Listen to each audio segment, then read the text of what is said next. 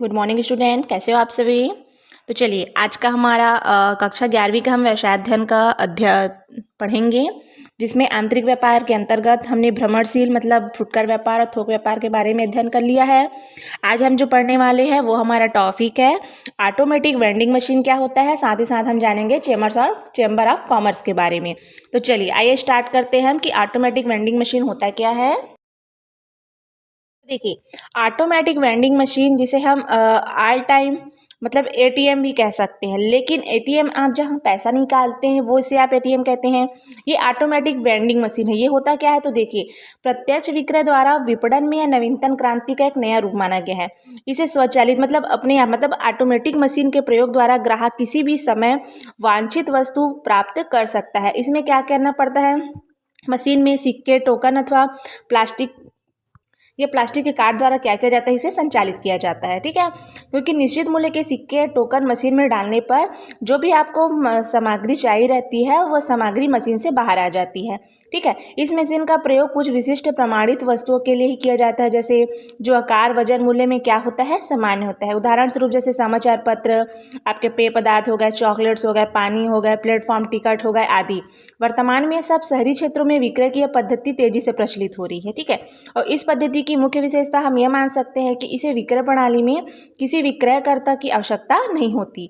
इस मशीन ने बैंकिंग के क्षेत्र में भी बहुत ज़्यादा क्रांति ला दी है, जिसे हम ऑटोमेटिक टेलर मशीन कहते हैं। ठीक है, जहाँ से हम वस्तुएं प्राप्त करते हैं उसे हम वेंडिंग मशीन कहते हैं, और जहाँ हम क्या करते हैं, जहाँ से हम पैसा निकालते हैं जो बैंकिंग के क्षेत्र से है उसे हम ऑटोमेटिक टेलर मशीन जिसे हम एटीएम के नाम से जानते हैं। ठीक है, तो देखिए ऑटोमेटिक वेंडिंग मशीन का लाभ क्या क्या है। तो देखिए, यह वस्तुएं हमें 24 घंटे सुविधा प्रदान करती है। साथ ही साथ हमें जो विक्रयकर्ता की आवश्यकता नहीं होती है, मतलब कोई बेचने वाले इंसान की हमें आवश्यकता नहीं होती है, पूरे मशीन से काम हो जाता है। साथ ही साथ एक समान व एक ही गुणवत्ता की वस्तुएं मिलती है। मशीन का सरलतम उपयोग बताया गया है। अब इसका हानि क्या क्या है तो देखिए, मशीन की परिचालन लागत, रख रखाव व्यय का अधिक होना, मशीन की लागत का अधिक होना, क्योंकि मशीन किसमें रहता है, इसमें अधिक मूल्य में इसका मिलना, ये सबसे बड़ी हानि बताया गया है। साथ ही साथ इसमें एक समान मुद्रा, सिक्के, टोकन की आवश्यकता होती है। केवल कुछ प्रमाणित वस्तुओं के लिए ये क्या है, उपयुक्त है। तो ये क्या हो गया जिसके बारे में मैंने आपको बताया भी, ऑटोमेटिक वेंडिंग मशीन। ठीक है, अब चलिए आगे बढ़ते हैं हम। चलिए आगे हम समझते हैं चैम्बर ऑफ कॉमर्स के बारे में। आपने नाम सभी सुने होगा कि व्यापारी संघ में इसका नाम बहुत ही प्रचलित होता है। ठीक है, तो देखिए इसका गठन व्यापारिक व वाणिज्यिक इकाइयों के हितों के विकास एवं संरक्षण हेतु व्यापारियों व उद्योगपतियों के समूह के द्वारा किया जाता है। इसे अनेक समितियां मंडल वर्तमान में क्रियाशील है।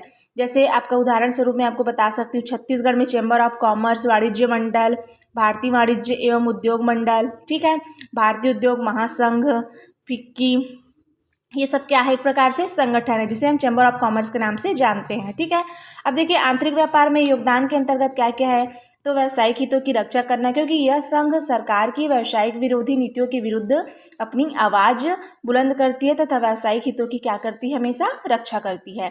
साथ ही साथ इसका दूसरा योगदान होता है सूचना प्रदान करना। तो यह संघ विभिन्न व्यावसायिक सूचनाओं का संकलन व प्रसारण करके सदस्य इकाइयों को महत्वपूर्ण सूचनाएं क्या कराता है, उपलब्ध कराता है। तीसरा इनका योगदान होता है शिक्षण व प्रशिक्षण का कार्य। तो देखिए शिक्षण व प्रशिक्षण के कार्य के अंतर्गत क्या बोला जा रहा है, तो यह एक अंतर्देशीय व्यापार के विभिन्न मुद्दों जैसे उसके विषय हो गए विचार विमर्श करने हेतु समय समय पर इस संघ का संगोष्ठी का आयोजन करके सदस्य व्यापारियों को व्यावसायिक शिक्षण व प्रशिक्षण प्रदान किया जाता है, जिसे व्यावसायिक क्रियाओं में एकरूपता व समन्वय क्या किया जा सके, स्थापित किया जा सके।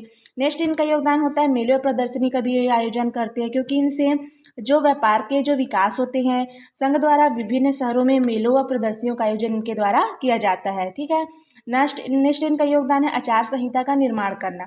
तो देखिए व्यावसायिक ख्याति जो प्रतिष्ठा प्राप्त बनाए रखने के लिए उसमें वृद्धि करने हेतु इस संघ द्वारा समय समय पर आचार संहिता का व निर्देश का निर्धारण किया जाता है, जिसका पालन करना सभी व्यवसायियों के लिए क्या हो जाता है, बहुत ही आवश्यक होता है।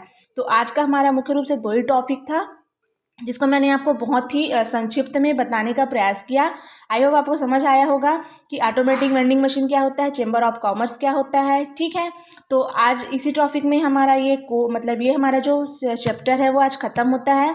तो हमने इस चैप्टर के अंतर्गत हमने क्या क्या समझा, तो इस चैप्टर के अंतर्गत हमने मुख्य रूप से अध्ययन किया है थोक व्यापार क्या होता है, फुटकर व्यापार क्या होता है, और साथ ही साथ आंतरिक व्यापार के अंतर्गत इनके बारे में आज हमने मुख्य रूप से क्या किया है, अध्ययन किया है।